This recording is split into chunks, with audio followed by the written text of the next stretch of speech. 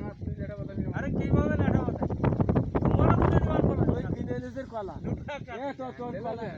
টাকা দিছিস না তুই টাকা দিতে আরেকজন নিতে পারো কলা না কলা ধরে যাচ্ছিল না তোর খাইলে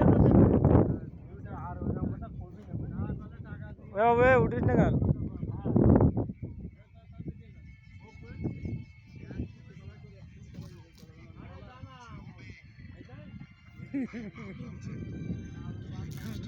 কথা কয় মাঠে ধান কেটে ভাই